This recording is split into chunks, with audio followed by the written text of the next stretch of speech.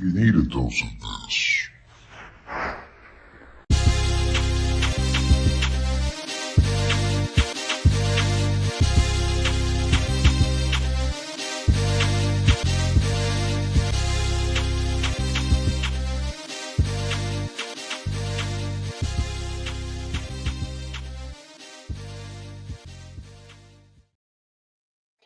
What's up, everybody? Thank you for joining me once again on another episode of You Need a Dose of This.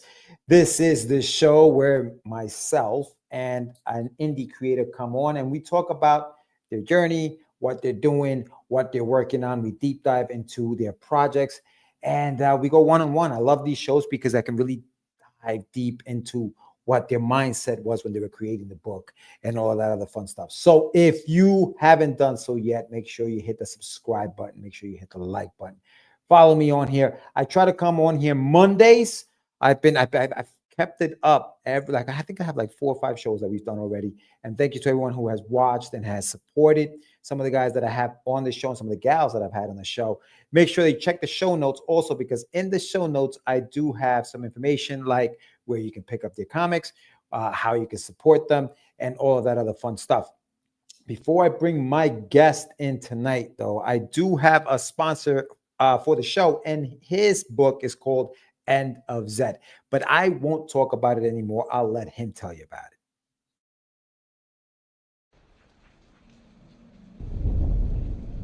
My name is Eddie Lima, and I'm the creator of End of Zed, a project I've been working on for years. The story follows a robot who crash lands in the Bronx in 1982, severely damaged and with no memory, as he navigates one of the city's most turbulent times, shaped by the rise of the crack epidemic. He also discovers the powerful, positive force of hip-hop. Where am I? Party people, are we ready? 3, 2, 1.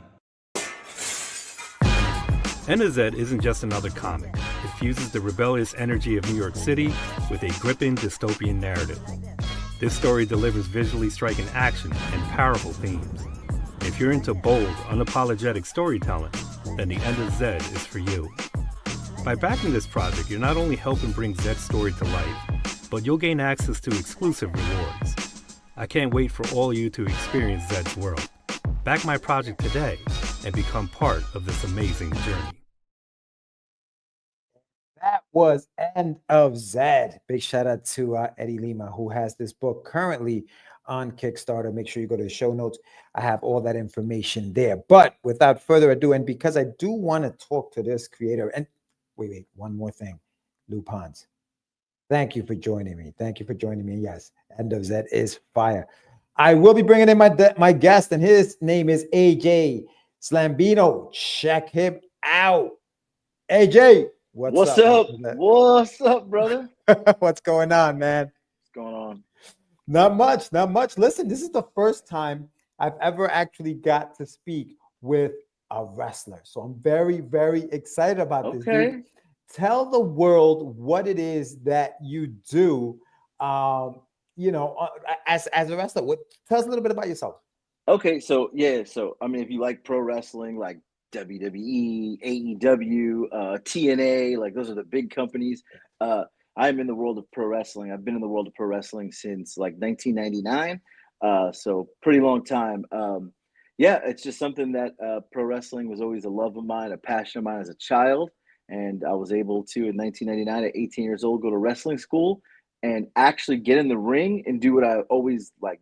It was my dream. Like I wanted to be a wrestler as a kid, and I was able to do it. And here at 43 years old, I'm still doing it today. So yeah. So all right. So I'm a huge fan of wrestling. Obviously, growing up in the 80s, it was all about the WWF at the time, right? I go back to when it was WWF, and so I remember those guys. At 19 years old, you talk about going to pro wrestling school. Like, what's that like, dude? Like, what is pro wrestling school like? What were they teaching you? What are some of the things that you're learning there? How, was it different than what you thought it was going to be? Like, tell me a little bit about that experience. Yeah, so it's weird. So I went to wrestling school. A mutual friend I had, like who loved wrestling as well. We used to host like wrestling parties at my house. Like my dad would like buy food and everyone would come over. So he was like, "Yo, I know you like wrestling. I found a wrestling school. You want to go try it?" And I was like, "Yeah." So the first day, I think there was like 20 of us that went, something like that. Like we Mm. all pulled up and we're like, "We're gonna be wrestlers." And like a couple days in, everybody quit except for me. They Really? were like, "Man, this ain't for me." Uh, it was hard. It was tough, Yeah, but yeah. for me, I didn't think it was hard. I didn't think it was tough. Oh, It actually felt comfortable, and I felt like I. It was weird. It was like I just got in there and just started doing it, like I knew what I was doing, but I wow. didn't.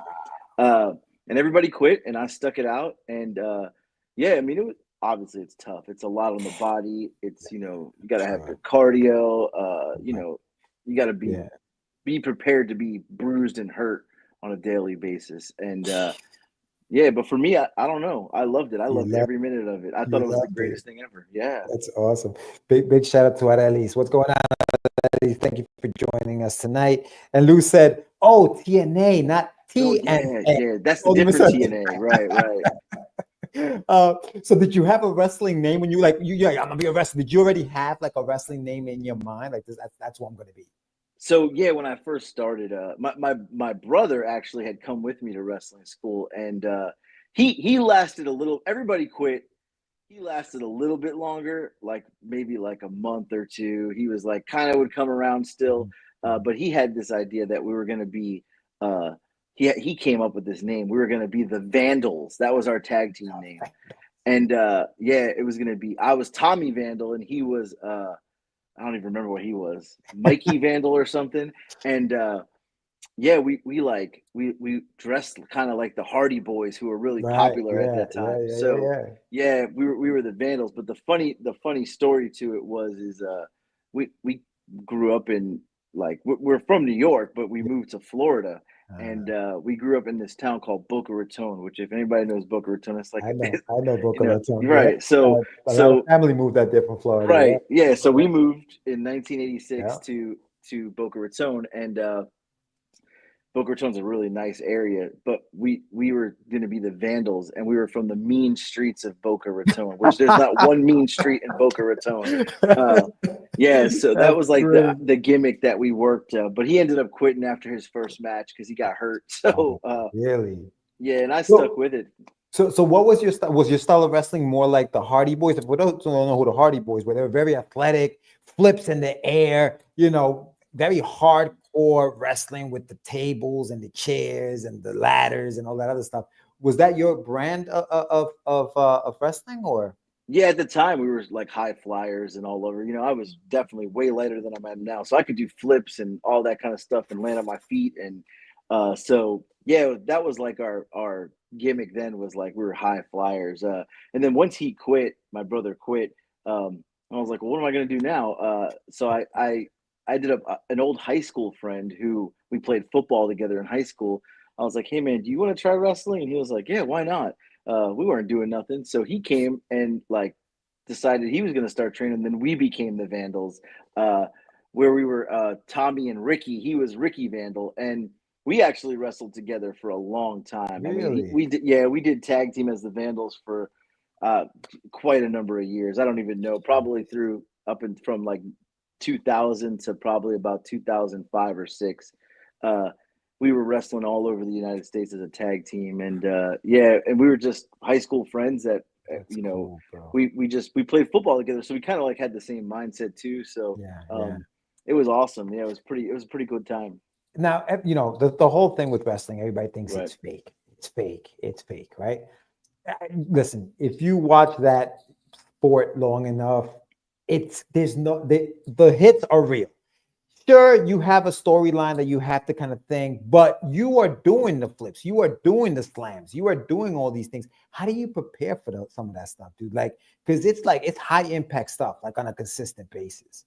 Yeah, for sure. I mean, like I played football, so like I Yeah. thought, oh, this won't be bad. This was 10 times worse than football ever was, pain wise, and yeah, you can't even really prepare for it because it is a predetermined. Sure. Obviously it's predetermined.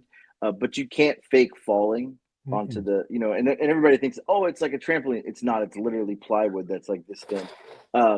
And yeah, so like you can't fake that, and getting hit with a chair, you can't fake that. It's a real chair. It's not fake, right? So, and even like, the punches and everything, it still takes a toll on your body because you still, you're hitting each other still safely, but it definitely takes a toll on your body. I mean, like I feel it today getting out of bed every morning and I'm like, oh, this is probably the stupid stuff I did for 20 plus years, but okay.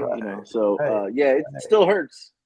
Did you, obviously, and I'm going to relate this to like, for example, sports. Like if you're a basketball player, or even a baseball player, you start at double A or single A, triple A, you move through the ranks, right? Is that how like wrestling work for you guys? Were you guys like, were you kind of trying to move up into the ranks to the point where you became, not because you did it professionally. So where you kind of like hit the big time, Right. Yeah. No, I get what you're show. saying. Yeah, no, you're spot on. So like you start what they call independent wrestling, right? So you start at that lower level and then you can work your way up. It's a lot easier today than it was Is it? then. Yeah. So today there's actually like farm systems, like WWE has a farm system basically now. Gotcha. And there's a lot more exposure now because of social media, right? So back then there was no, we didn't have, TikTok and Right. Facebook and, Yeah. you had MySpace, but it really wasn't like MySpace, today. that's Right. Yeah. Right. So, and like YouTube, like is way more popular today. So yeah, you start at the lower level and you had to grind up, just for us, we enjoyed doing what we were doing. And, I went and had kids, got married and had kids. So, Right. kind of like stop the dream for a little bit. Gotcha. And, it was all good because I would never take what I learned from just being on that grind of the independent wrestling scene. And, I think about it today and I have a real career, I have a real job. And I think that what I learned helped me in my job and career Sure. today, just from a business perspective, because you're your own businessman when you're on Mm. independent wrestling. You're making your own deals on how much you're getting paid and where you're going and your travel and all that stuff. So yeah, I wouldn't take it back for the world. Yeah. What do you have like a favorite match that you remember from that time? Do you have like a favorite moment that you were like, yo, remember that was like that was my moment. So I probably forgot more than I remember, but there's two moments that kind of stick out early in my career, and then there's some later in my career. Like early in my career, in 2003, we got to wrestle for the company TNA in Tennessee, which they were on television at the time. So, I was young, and it was a cool experience. We were in Nashville, and we got to be on TV and wrestle some pretty big names that were like people that like I looked up to, like I watched on TV. So for us, it was cool. And then later in my career, like 2000, probably 16, 17, somewhere like the 18 maybe. I had like kind of slowed down wrestling, and I received a phone call from a guy named Howard Brody. He's passed away since, but my name AJ Slambino, I owe credit to Howard Brody for this. So he called me one day and said, "Do you want to get back into like wrestling? Because I have a TV deal." And I was like, "What?" He's like, "We're going to be on WGN America." So anybody that ever knows the Chicago network, they're not in business anymore, but I think they're the CW now. But they were on 80 million homes. Yeah. And he said, "We struck a TV deal, and we're going to film in Las Vegas. You got like 6 weeks to get in shape." I was like, "Whoa!" I think that was Channel 9 here in New York. It was always a low channel. It was Channel 9. Yeah, it was like 8, 9 here in New York because the Mets used to play on that channel. I remember back in the days. Yeah. It was just but it went to a lot of homes. So, yeah. So we got to I got in the best shape of my life, and in 6 weeks I worked so hard to get in shape, and we filmed one season, 1 year. It was 12 episodes in Las Vegas. Filmed August and October. So we did 6 in August, 6 in October. And it was an experience to be on TV. And the coolest part for me was the first episode that aired. It aired 8:00 Saturday mornings. And my dad called and said, "I just watched you on TV." And he was in another state. And because I was living in California at the time. And he said, "I'm in Florida and I just watched you on national television." And to me, I was like, I don't care if I ever make it. My dad just got to see me on TV. Right. That Yeah, was and it. then not only that, at work, everybody at work was like texting me like, "We just watched you on television." Like nothing cooler than that. Nothing cooler than Right. that, dude. Doing what you love to do at 19 years old. Talk about I want to be a wrestler, and here Yeah. you were, man. It was at that point, like you said, mission complete. Like Right. That's it. done, done, Yeah. yeah, done. Big shout out to Mr. Hades who's in the house. What's up, Hades? How you doing, Man, I man? thought he'd be sleeping. I know. He's across the pond, man. He's burning Right. midnight oil over here. More, it's like 1:30 over there. Right. But that's awesome, dude. All right, so let's fast forward a little bit because I want to jump into what we're going to talk about tonight, Right. which is this comic book that you have coming out. So, how did you meet your new partner in this wrestling kind of game situation? Tell me a little bit about that meet between you and GD. Yeah. So I got on TikTok in like end of 2019, early 2020. Just kind of messing around because I was kind of missing wrestling. I had stepped away a little bit again, and I was like, I need some entertain people because I like to entertain. Then COVID happened, and when the pandemic hit, we all just sat on social media because we had nothing else to do. Right? We were all stuck home. So I was on TikTok, and I met Goonie Dad through TikTok. Because I was doing content later in 2020 to 2021. I was doing content where I was reviewing stuff from the UK, British food, Oh, TV shows, because it honestly just happened to be a joke. I was joking with a friend of mine who lived there, and my supermarket had a British section installed. And I was like, that's weird. So I filmed it, posted it on TikTok. I woke up the next day, it was viral. So wow. yeah, so I went and bought everything on the shelf, every single item, and just started doing food reviews on TikTok. And I went mega viral, like literally overnight. And I Damn. went from like 60,000 followers to like 130,000 like overnight. Wow. Yeah, so I just kept doing it. Well, he was in the UK reviewing American things, Oh, and sure. that's how we crossed paths, right? And we he was making videos where he would be like, how do you pronounce, like, how do you pronounce this, whatever, in America? So I would duet them and be like, he would say a word like Nike, but they say it Nike, and I would say Nike, and people would lose their minds, right? But so it was like we were kind of crossing across the pond, and that's how we met, and through TikTok and through that, and the friendship just grew because we were like, man, I live here and like there, you live there and like stuff over here, like that's pretty cool. So we just started chatting it up, talk about differences and stuff, what videos we could make, and yeah, and then in I think it was 2022, he was in New York visiting, and I was in New York the same day, the same week. Wow. And I was like, dude, I'm here too. And he was like, what? And he was at the Empire State Building, and he was filming, and I ran up on him Oh, behind him. sure. Yeah. Yeah. And I was like, what are you doing here? So yeah. So we ended up spending the whole next day. Our families hung out together in New York Oh, City. cool. And, I was just kind of showing them some stuff, and we were doing some cool video content, and the friendship just grew from there. I mean, our families are like super tight right now. Like that's how the Really? friendship grew. We do vacations together all the time now. So yeah, That's amazing, dude. That's yeah. amazing, man. So where did the idea for the Pond Bros come from? Because that was something you guys then became known as the Pond Bros, right? Is that how Right, that goes? yeah. So like we just like I'd been to the UK twice last year, August and September, and we made so much content together, and Mm, we both just started like gaining so many more followers, and it was just that connection of UK USA. All his followers are in the USA, and all mine are in the UK. So it's like, I mean, it just made perfect great. sense. Uh, but it really came because the friendship was like real. Like we were friends. Like I said, our families are super tight. Like Yeah.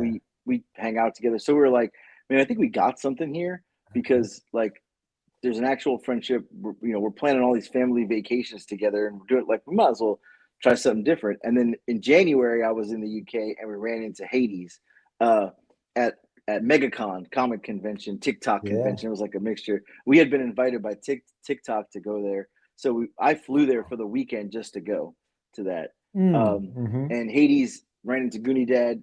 They had a conversation.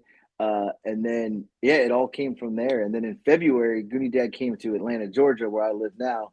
And we had a FaceTime call with Hades, and it it all just gelled together that like, hey, we got this thing, Pawn Bros comic book, like let's do this. Let's freaking do it. Yeah. So Lou Pons is from the across the pond. She said this Brit speaks Texan now. Oh no, Texan. You speak Texan. She speaks Texan.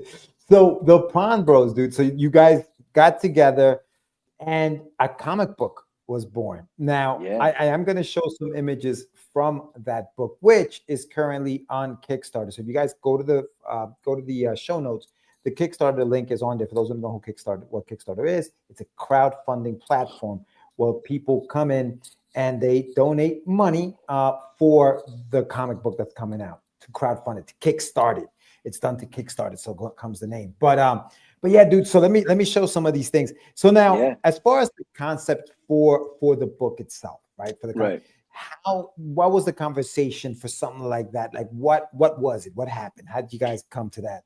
Hey, man, let's do this Pawn Bros thing. So, first of all, Hades is a genius. I'll say it. I know he's watching, so pat yourself on the back. He just had a lot of ideas based off our real reality, like who we are. That's the crazy part. So, like, a lot of this is there's a lot of reality to the book, right? To the comic. So, I think that's what's cool, is because there's a lot of truth to it. I'm a wrestler. In the book, we're wrestling, right? So we formed the Pawn Bros tag team, and that's the shirt. You can get that shirt. You can get it on the Kickstarter. A dope shirt. I love it. That's nice. That's the that new belt design. Is so freaking cool, dude. Yeah. The belt is pretty dope. So I rock my shirt. I don't have it on now because it's being clean. I wore it in my wrestling match last weekend. So nice. So I'm being lazy and haven't done laundry yet. But yeah. This looks cool, man. I like the likeness, man. It's freaking really freaking dope, dude. Like, this is amazing, dude.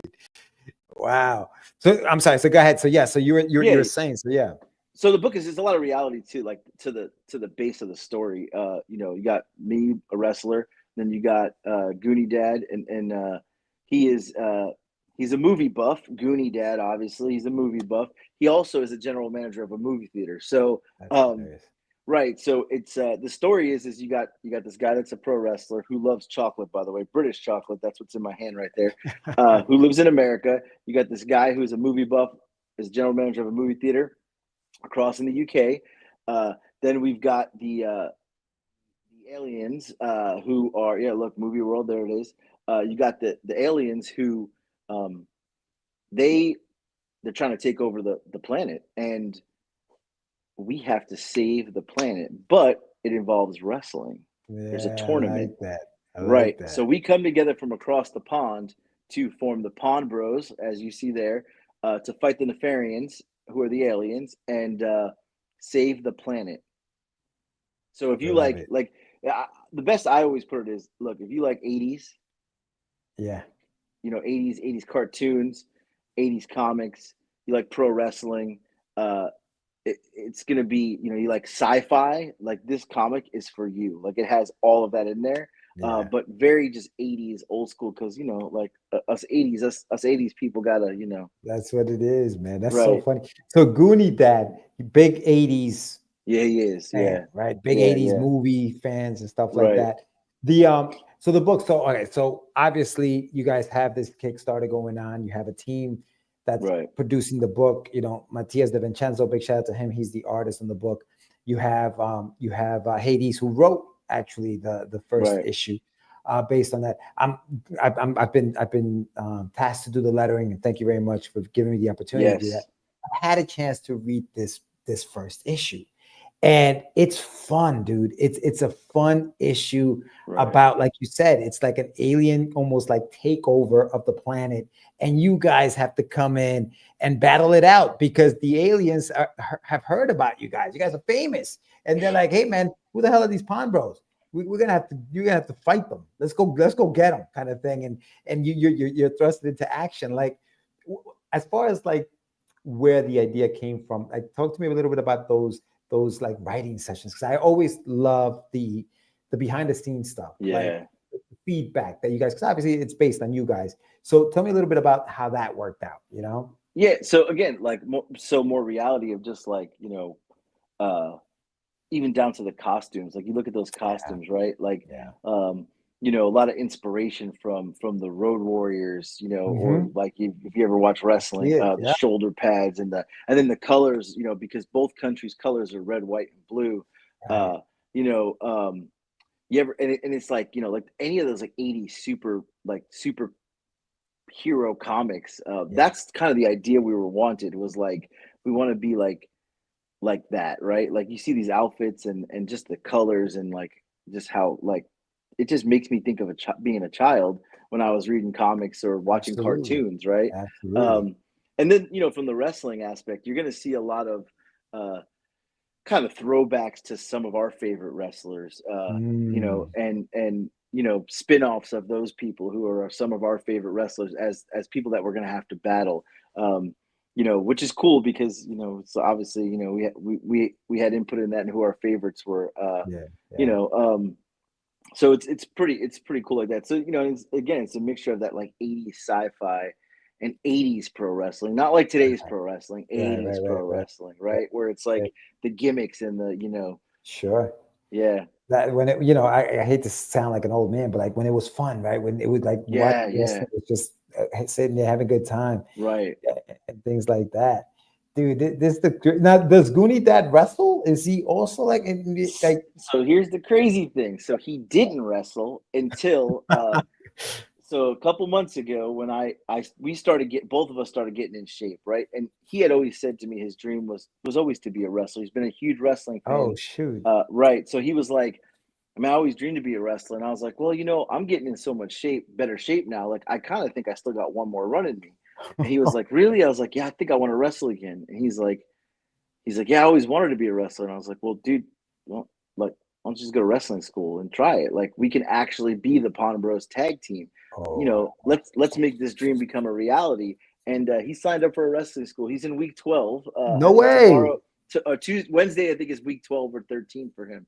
So yeah, he's at New Forest Wrestling Academy outside of London, and he's been training. So we have plans to actually tag team as the Pawn Bros. That's Yeah, insane, dude. so That is so good. it is pretty cool. So we're gonna make that dream become a reality and actually take the comic into real life. Pawn Bros tag team Oh, wrestling in the oh my UK and in the USA. Oh my God, dude, that's gonna be insane. Yeah, I'm gonna have to find out where you guys are gonna be, and I'm gonna have to go watch this thing happen live, dude. yeah, So yeah.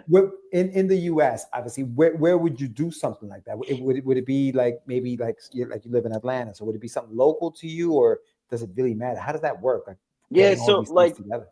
for me, I had to like break out the old contacts and be like, "Hey, I'm back." But so I've done some stuff in the Carolinas the last couple months. Oh, I have like I would say like my home base would be in South Carolina. I have a group of guys that I kind of mentored through the years who have their own promotion now. oh So shoot. now they have no choice. I was like, you have no choice. You have to use me because I was like your wrestling dad for years. So now you're Seriously. stuck with me, right? Oh, So dude, yeah. yeah, so next year in 2025, I'm going to be helping them as well. They're called Pro Wrestling Turbo. Oh, cool. I'm going to be helping them with a lot of behind the scenes stuff and kind of putting some shows together. So I think pretty good chance that we'll be wrestling there for sure in Mhm. Greenville, South Carolina. That's nice, And Greenville. Greenville is it's a nice area too. so I used to live there. That's how I met these Okay. guys back in the day. Yeah. But I've lived everywhere. But it's funny because my house is actually up for sale because we're probably moving back to Greenville. So Nice. yeah, as soon as this house sells. But yeah, we'll probably be there. Look, I would love to do something in New York. Sure. New York's a tough place to It kind of get is tough. booked though because there's like a lot of rules and regulations and Yeah.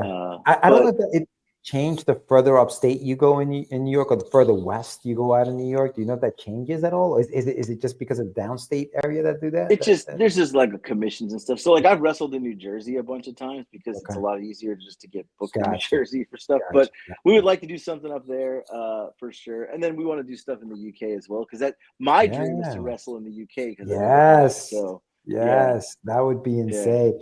So hey, Hades says, "Hi, thanks, man. It's a tag team effort." yeah. There you go. Dude, that sounds amazing, man. Like just to see you guys on the stage, in the Yeah. ring, wrestling like that. Now, what would the outfits look like? Are we gonna get something comic accurate, or are we gonna do X-Men in 2000 when the Fox universe made them all black instead of the colorful Right. goblin? So What are we doing? we just started talking about that this past week. We're like, we got to start thinking about like outfits of what we're gonna wear, and uh because he so like right now I just been wearing like whatever I want because I really I just want to go in there and have fun. Yeah, yeah, Uh, sure. and he's like, we can't wear that anymore. And Goonie Dad's like, we got to get out. I was like, all right, fine. You got to look professional, okay? Okay, all right, we'll So do it. yeah, we just started talking this week about like trying to make some sort of like comic-y looking, like we want to look cool. Yeah, yeah. No, that would be freaking Yeah, insane, bro. yeah. Insane. Holy cow. Now, all right. So in 2019, when you did your wrestling stuff, you were a high flyer, you were doing all these things. What does your wrestling style look like now? Like, what are you more of a Nothing like bruiser? that. Are you Oh more of a yeah. bruiser? Yeah, okay. All right. I'm too All old to be flying around. So, yeah, the first match I had back in a couple months ago, I was so nervous because I hadn't been in a ring since 2021. Uh, Mm, and I was in 2021, I was only in the ring like once and once in 2020. So really, like it had been a minute, and I didn't like my first match back. I absolutely hated it actually because I just didn't know what my style was. I had no clue what I could do or oh, not do. right, Uh, right. my second match back was probably my favorite because it got a little crazy, and people are gonna think this is weird if you watch wrestling, but we somehow ended up using donuts, cereal. Uh, there was food everywhere. I used a Mm, loaf of bread in the match, and at the end of the match, there was food everywhere, and the place was going nuts. They thought it was the greatest thing ever. So really? I was like, "Yeah, we're gonna stick to this." And then my last match, which I just watched right before I jumped on here. I'll be posting that here probably tonight or tomorrow.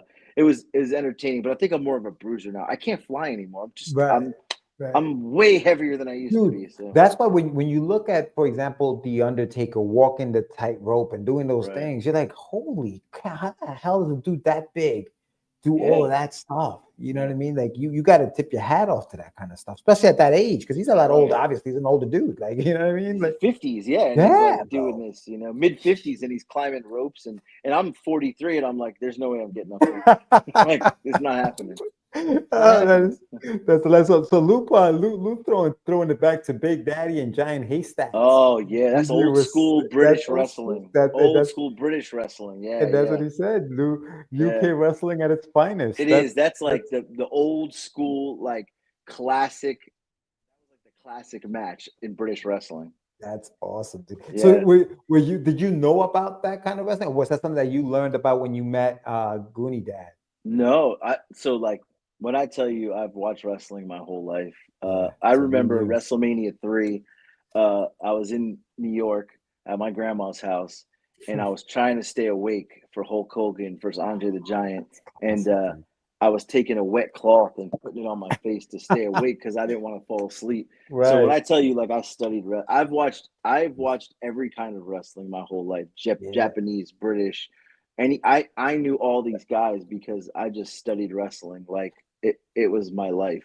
Growing up in Ecuador, right? Because I'm from Yeah, Ecuador and I came here when I was like 7 years old. But in Ecuador, the Mexican luchadores were big.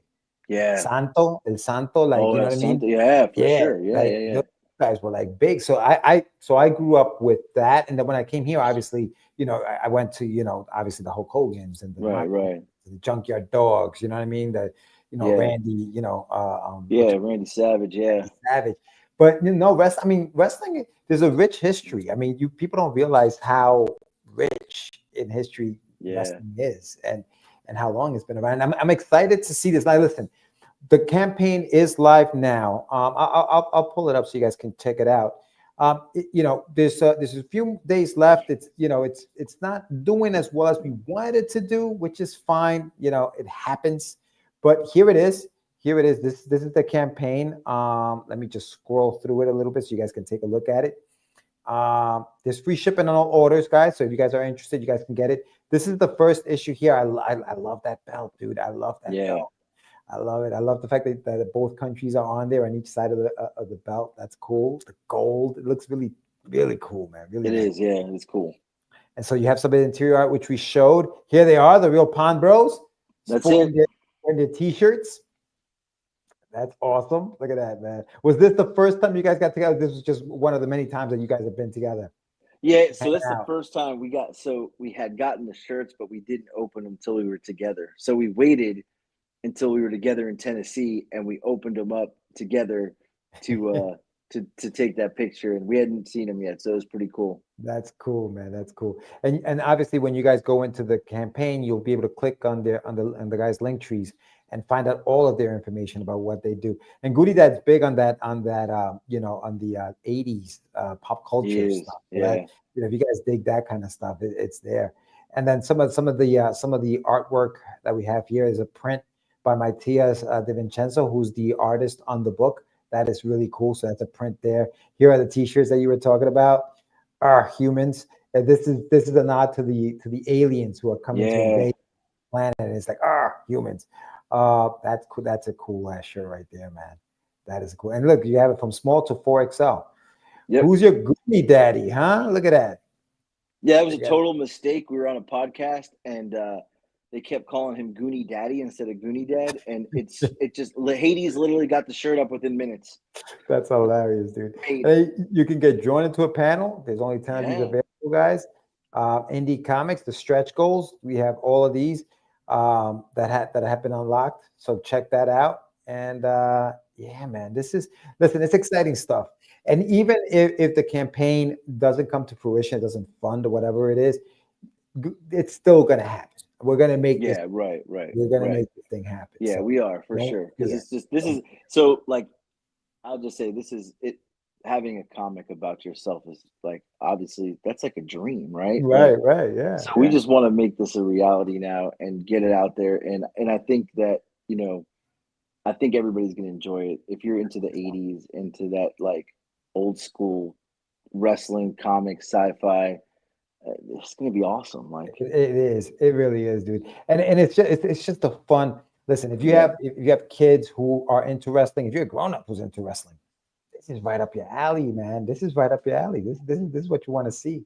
Right. So that's cool. The as far as obviously the story's gonna go on beyond the first issue. There'll be more stories coming up, but we got to get this one funded first, or we got to get this one completed first, which that's what we're planning on doing, and that's why you're here, AJ. I really appreciate you coming on, dude, and talking about the project. Thank you, George. I appreciate it. Awesome, I appreciate it, man.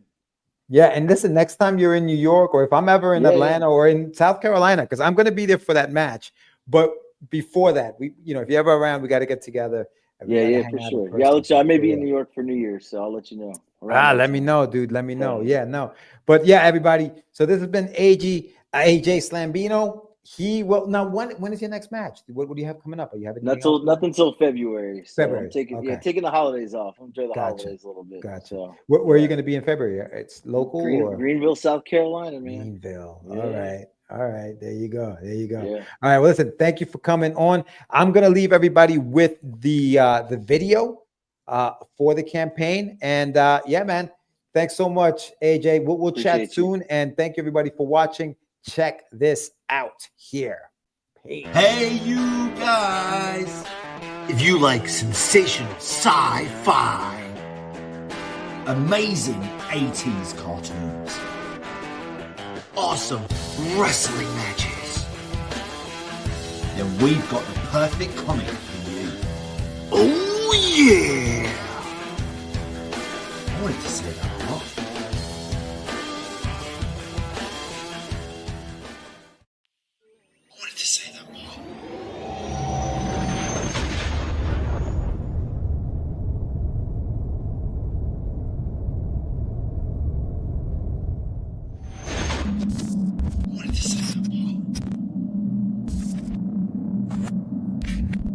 Bring me the Pond Bros.